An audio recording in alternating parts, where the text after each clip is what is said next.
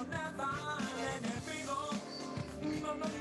les damos la bienvenida a todos nuestros oyentes, a cada uno de los seguidores de nuestras redes sociales de esta su emisora Busco en Ti Radio, donde estás no es el final. Hoy es miércoles 24 de febrero del 2021. Bueno, y continuando con nuestra programación, llegamos a cada uno de ustedes con nuestro segmento Establecidos en el Nuevo Pacto. Este segmento lo dirige el pastor Julio Cairiasco. Así es que le damos la bienvenida. Pastor, ¿cómo está? Muy buenas tardes. Muy bien, gracias al Señor, contento de estar en este tiempo y seguros que la palabra de Dios traerá luz y vida y renovación del entendimiento a todos los que se conectan y nos siguen a través de las redes, y quizás algunos no lo hacen de manera presencial porque no puedan estar, pero que después lo oyen, hasta ellos los alcanzará la palabra. Amén. Queremos seguir con nuestro tema. Hemos empezado ya hace 3 semanas, esta es la tercera parte, en este segmento que hemos llamado Establecidos en el Nuevo Pacto. Y esta realidad es un asunto de Dios, eso no es un asunto de nosotros. Dios en Cristo nos dejó establecidos en el Nuevo Pacto. Lo que quizás nos ha faltado es el entendimiento de lo que significa que nosotros ahora en Cristo estamos en este nuevo, y dice la carta a los Hebreos, mejor pacto. Y hemos ya hecho algunas reflexiones sobre esta palabra y hemos ya avanzado un poco en el tema. Nosotros siempre abordamos un tema en serie. En las 2 anteriores está allí, usted lo puede buscar allí en la página de la emisora. Allí está la verdad presente 1, la verdad presente 2. Y hoy queremos avanzar sobre lo ya edificado. Y yo quiero volver a leer, porque ahora sí me voy a detener un poco en este texto, en esta palabra que el apóstol Pedro nos deja en la segunda epístola, en el capítulo 1, en el versículo 12, que es el texto de referencia. Pedro, siempre confundimos a veces Pablo con Pedro. Pedro, él viene hablando en la segunda carta, él saluda en los 2 primeros versículos, saluda, paz y gracia sean multiplicadas. Y ya en el verso 3 él viene hablando de que ya todas las cosas que pertenecen a la vida y a la piedad nos han sido dadas por el divino poder. Oiga bien, ya todo nos ha sido dado, lo hemos dicho, lo hemos enfatizado. El evangelio es la buena noticia, y una noticia es lo que ya ocurrió, un anuncio es lo que va a ocurrir. Todo el Antiguo Testamento, el Antiguo Pacto era un anuncio, era en tipo, sombra, figuras, símbolos de lo que iba a ocurrir, pero cuando ya en la cruz se completa una obra perfecta, entonces hay un grito, consumado es. Por lo tanto, ya no hay anuncios, ahora hay noticia. Ya lo que se había anunciado en Cristo tendría cumplimiento. Entonces Pedro dice que ya todas las cosas que pertenecen a la vida y a la piedad nos han sido dados por el conocimiento de aquel que nos llamó por su gloria y excelencia, por medio de las cuales nos ha dado preciosas y grandísimas promesas, para que ellas llegamos a ser participantes de la naturaleza divina. Mire que se incorpora ya en el nuevo hombre, en el postrer Adán, en la nueva criatura, en la nueva creación, hay una nueva naturaleza y hemos sido hechos participantes de esa nueva naturaleza. Dice que por ella, habiendo huido de la corrupción que hay en el mundo a causa de la concupiscencia, entonces dice, vosotros también poniendo toda diligencia por esto mismo, hay que añadir a vuestra fe virtud, a la virtud conocimiento, al conocimiento dominio propio, al dominio propio paciencia, a la paciencia piedad, a la piedad afecto fraternal, al afecto fraternal amor, porque si estas cosas que están en vosotros y abundan, no los dejarán estar ociosos ni sin fruto en cuanto al conocimiento de nuestro Señor Jesucristo. Pero el que no tiene estas cosas, dice Pedro, tiene la vista muy corta, es ciego, habiendo olvidado la purificación de sus antiguos pecados. Por lo cual, hermanos, tanto más procurar hacer firme vuestra vocación y elección, porque haciendo estas cosas no caeréis jamás, porque de esta manera les será otorgada amplia y generosa entrada en el reino eterno de nuestro Señor y Salvador Jesucristo. Entonces, en estos primeros 11 versículos, el apóstol nos deja en lo que es una nueva realidad y es claro, ¿no? Aunque el mensaje hoy no es este, Pedro dice que hay unas cosas que ya nos dieron y nos fueron otorgadas, ya nos fueron dadas, pero que hay unas cosas en que nosotros diligentemente tenemos que trabajar para que eso que ya nos ha sido dado sea una realidad en nuestra vida. Y entonces llega y aterriza el versículo 12 donde dice, por esto, o sea, por lo que les acabo de decir, Pedro dice, yo no dejaré de recordarles siempre estas cosas, lo que le acaba de hablar, aunque vosotros las sepáis. Note que el énfasis es, no importa si yo te las tengo que repetir. El asunto no era no repetir, de hecho está hablando de repetir. Y yo quiero mencionar en este punto al apóstol Pablo también, porque ellos se movían en el mismo espíritu. Pablo cuando escribe a, a los filipenses en el capítulo 3 de la carta a Filipenses, Pablo inicia diciendo, por lo demás, hermanos, gozaos en el Señor. A mí no me es molesto el escribiros las mismas cosas y para vosotros es seguro. O sea, aquí hay un espíritu en ambos apóstoles que es el de repetir algunas cosas, aunque ya se les haya dicho, aunque ya de pronto las sepan, pero es importante repetirlas, es importante aclararlas, es importante dejarlo allí, que no se sobreentienda, sino que quedó claro, porque esto es lo que los va a confirmar. Y Pedro es categórico. ¿Los va a confirmar en dónde? En la verdad presente. Entonces, en el nuevo pacto está la verdad que Dios la verdad establecida de Dios que a mí me libera, me deja realmente una persona libre en Cristo. Y lo hemos dicho y lo tenemos que repetir. No toda verdad bíblica es presente, pero toda verdad presente es una verdad bíblica. Eso es importante porque podemos estar llenos de verdades de la Biblia, pero no estar operando en verdades presentes. Y aunque sean de la Biblia, si no son presentes, entonces ya no son verdades que corresponden a mí hoy que estoy en Cristo. Y esto es lo que a veces está romper estructuras, paradigmas, pensamientos, cosas que por años se han enseñado y se han repetido también, pero se han confirmado en verdades pasadas. Y es terrible vivir confirmados en una verdad pasada donde ya Dios no opera. Y yo quiero, por ejemplo, yo solamente voy a dar un ejemplo y aquí yo puedo estar tocando una estructura muy grande del sistema religioso y aunque está en la Biblia, no corresponde. Yo, por ejemplo, por muchos años, cuando iba a abrir una reunión, iba a abrir un servicio, ¿cuál era el versículo para abrir el culto?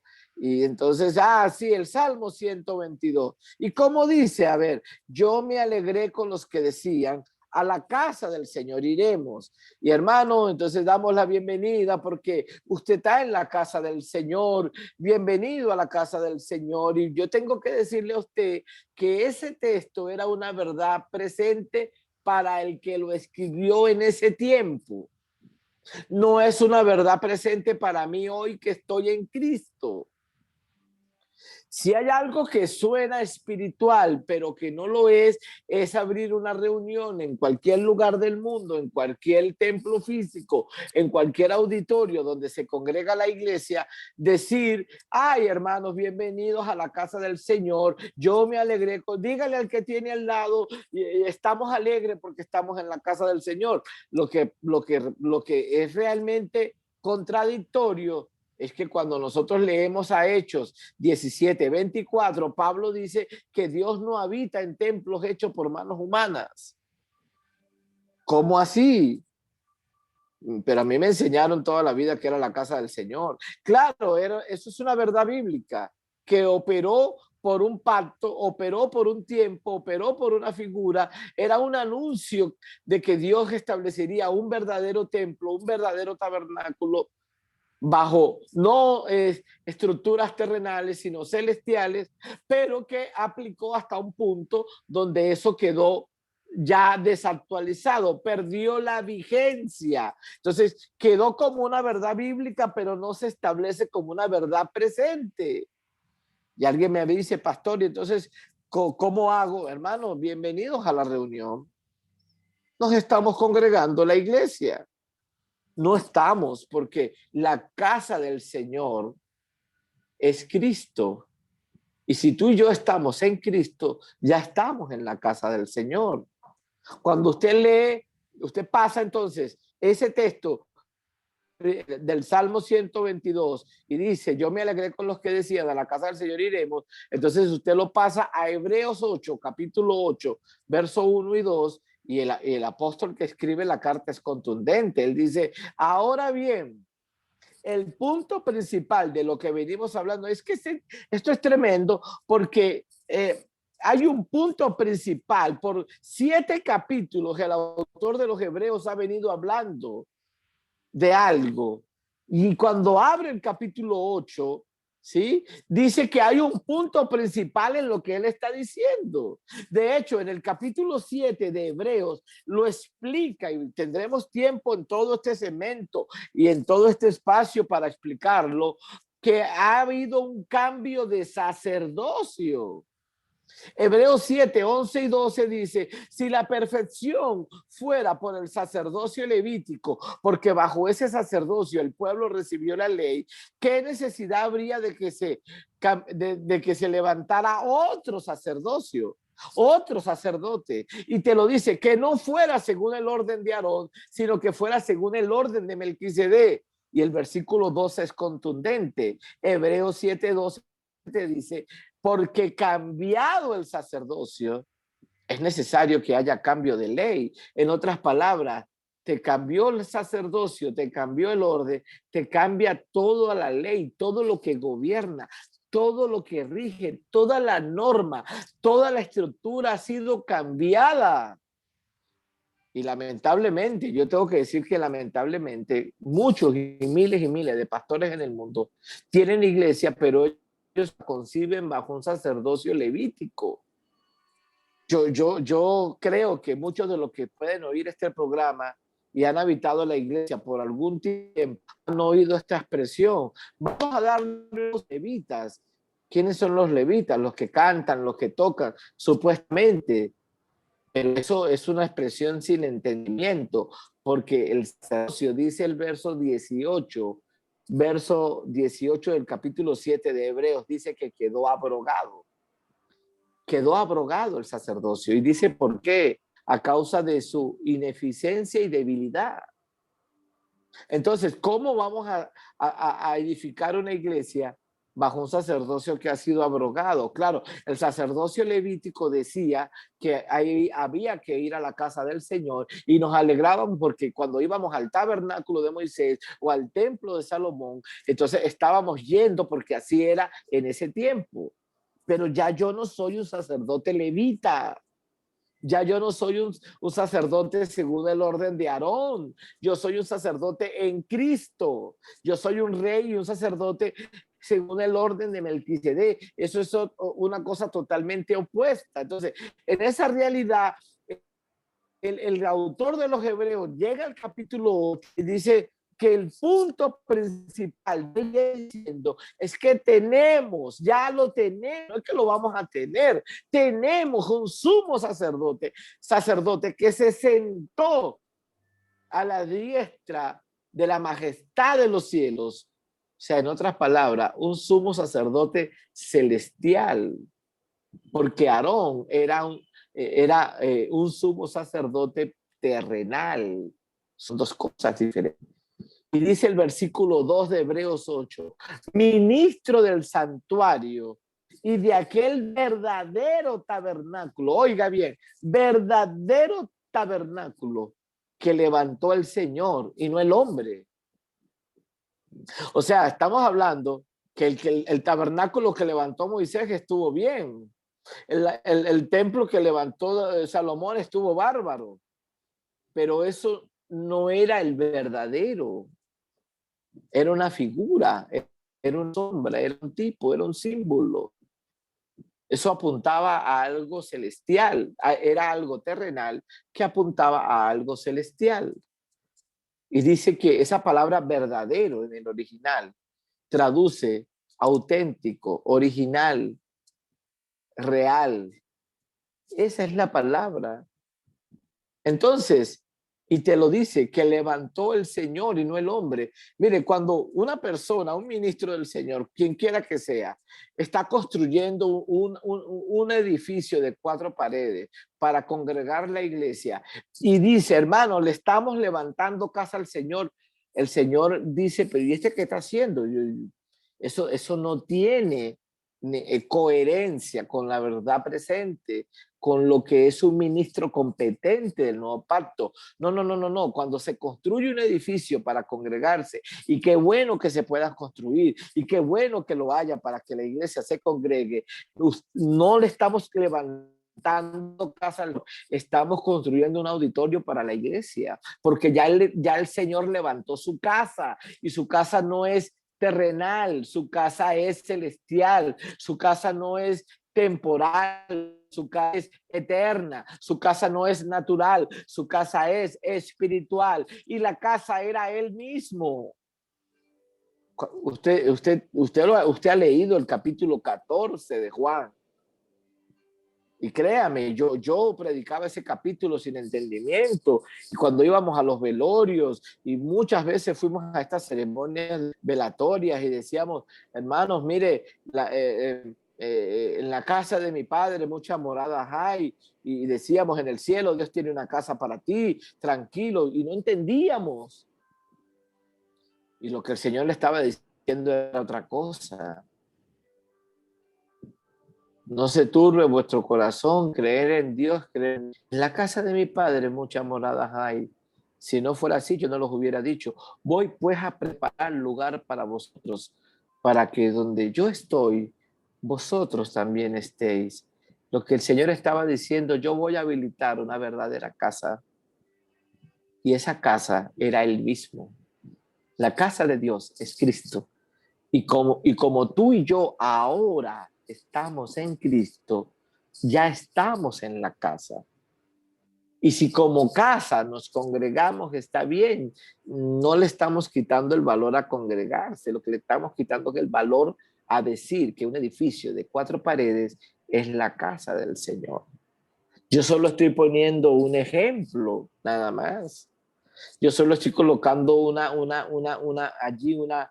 de las múltiples figuras que están en el Antiguo Pacto, en el Antiguo Testamento, que apuntaban a Cristo y que nosotros las pasamos después de 2000 años, después de la cruz, y las predicamos hoy. Yo digo nosotros porque me incluyo, porque por muchos años viví bajo la ignorancia hasta que el cielo por gracia reveló a Cristo en mi vida y fueron alumbrados los ojos de mi entendimiento y tuve que decir, Señor, perdóname, la verdad yo lo hice por ignorancia, pero ahora que tú me des la gracia y me des los espacios y lo que quiera hacer, a donde pueda correr esta palabra, yo voy a predicar la verdad presente y voy a predicar a Cristo, porque tú y yo no estamos en Moisés, tú y yo no estamos en Aarón, tú y yo no estamos en Elías, tú y yo estamos en Cristo. De hecho, que cuando sucede lo que ocurre en el monte de la transfiguración, esto tiene una trascendencia mucho mayor que la que quizás nosotros entendimos. Allí Dios soberanamente baja de la eternidad a Moisés y a Elías. Pero Moisés y Elías no son dos personas. Moisés y Elías son dos ámbitos, son dos estructuras. Moisés es la ley, Elías son los profetas. Y está juntando la ley, los profetas, con Cristo, con la gracia. Y Jesús los lleva allí y sucede a esto y el cielo se abre y hay dos expresiones. Dice, este es mi hijo amado. Y después dice, a él oíd. Lo que Dios estaba decretando allí, una palabra de actualización. Lo que Dios estaba diciendo era, ya yo no voy a hablar más por la ley en Moisés, ya no voy a hablar más en Elías por los profetas, ahora voy a hablar por mi hijo. El que oye a mi hijo me está oyendo a mí. Por eso Jesús tantas veces dijo, las palabras de mi Padre son las que yo les digo. El autor de los Hebreos, que ese es para mí en lo personal es Pablo, esto no es teología, no es para que usted, en lo personal, por el contenido, por la revelación que tuvo el apóstol, por el entendimiento de Cristo, dice en Hebreos 1, dice, Dios habiendo hablado en muchas maneras, en otro tiempo, por los profetas, a los padres por los profetas, dice, en estos posteros tiempos ha hablado por el Hijo, a quien constituyó el heredero de todo. Y dice que es el resplandor de su gloria, la máxima expresión de su gloria. O sea, Dios, si a mí me van a hablar el evangelio, yo lo tengo que oír por medio del Hijo y de su obra consumada. Si a mí me predican de la Biblia, de todo lo que pasó con Moisés, el desierto y todo eso. De hecho, Pablo dice que eso aconteció como ejemplo, eso no era para ellos, eso era para nosotros. Si a mí me hablan de los profetas, de Elías y de todos los profetas, de los que están en la Biblia, pero no me filtran las verdades bíblicas a través de la obra de la cruz para que del otro lado aparezca la verdad presente, entonces yo puedo estar viviendo en ignorancia todos mis años y creyendo algo que la verdad para Dios no existe. Y este es un tema, por eso estamos y colocamos este segmento establecidos en el nuevo pacto, porque esta palabra va a romper estructuras, va a romper paradigmas, va a romper pensamientos, va a romper, porque la idea, mire, en esta pandemia que todos saben que ha ocurrido y que el año pasado, más o menos un ámbito, un tiempo de 5 meses, la gente no se pudo congregar en los edificios. A mucha gente se les acabó la iglesia porque no tenían templo. Y mucha gente no volvió cuando ya se reabrieron los auditorios y se reabrieron los salones, los lugares de reunión y se pudo otra vez como iglesia congregarse. Mucha gente no volvió. ¿Y por qué no volvió? Porque ellos fueron improntados bajo una mentalidad templo dependiente, que había que ir a la casa del Señor y que en la casa del Señor estaba la bendición y que allá era que Dios les daba todo. Que cuando cerraron la casa del Señor, entonces se le cerraron las bendiciones, se acabó la iglesia, se acabó Dios, ya no tiene. ¿Por qué? Porque fueron improntados bajo una mentalidad incorrecta. Al contrario, nosotros, los que hemos sido alumbrados, supimos que cerraron auditorios, pero la iglesia de Cristo nunca se ha cerrado. Porque la iglesia de Cristo vive en Él la sustenta, en Él se mueve, en Él vive, aleluya, alabado sea el nombre del Señor. Y Dios está edificando su iglesia y es Dios el que está destruyendo toda estructura terrenal, física, humana, de las imágenes que hemos concebido equivocadamente, en las estructuras equivocadas, para que realmente pueda algo del espíritu empezar a surgir en esta generación y podamos vivir en la realidad de lo que ya somos en Cristo. En Él estamos, en Él somos, en Él nos vivimos, Él es la casa, Él es el... Pablo dice, ¿no sabéis que vosotros sois el templo? ¿Por qué Pablo dice que somos el templo? Porque nos ve en Cristo, nos ve en el verdadero tabernáculo que levantó el Señor y no el hombre. Él ya lo hizo, Él ya lo levantó, Él ya lo edificó en lo eterno. Ahora nosotros aquí en lo terrenal, en lo humano, se nos ha dado el privilegio de que como ministros competentes podamos edificar esa casa, ese templo, esa iglesia que Dios ya levantó en Cristo y que en lo eterno es una realidad, pero que ahora tenemos un desafío.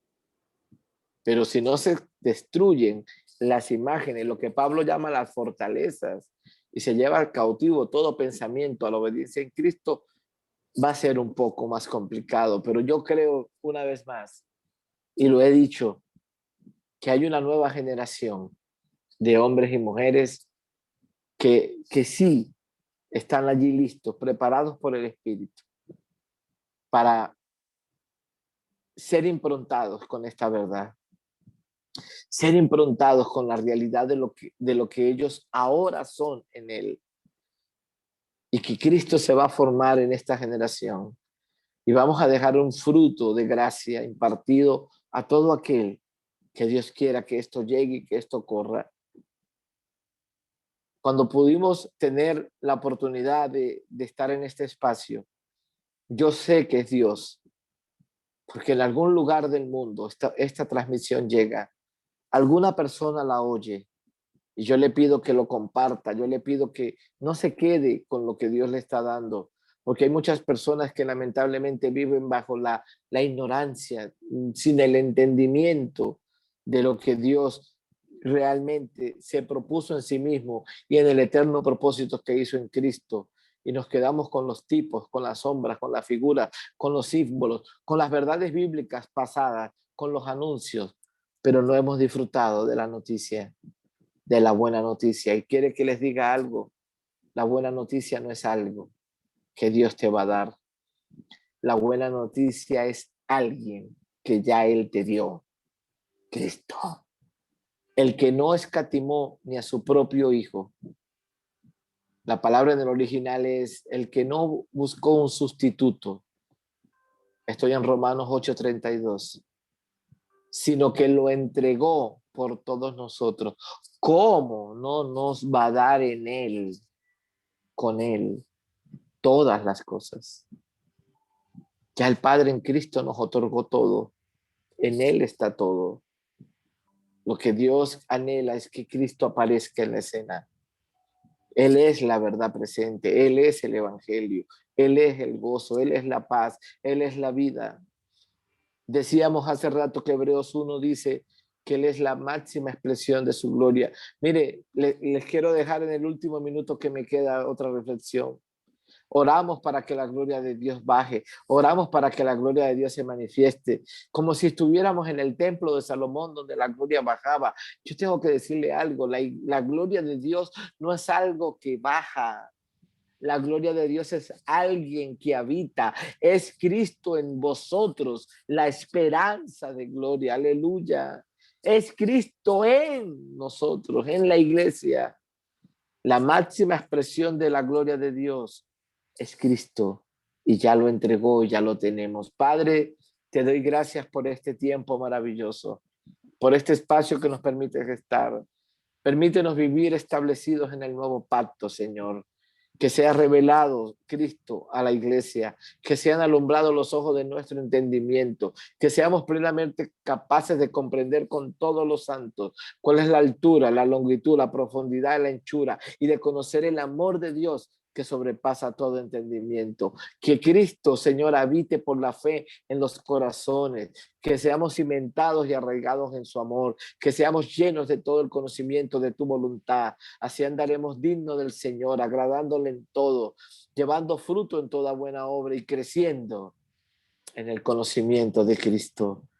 Yo bendigo a la iglesia con paz, con gracia, y que sea Dios añadiendo a ella a todos los que han de ser salvos.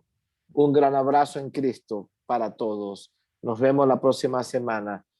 Pastor Julio Cairiasco. Amén, amén.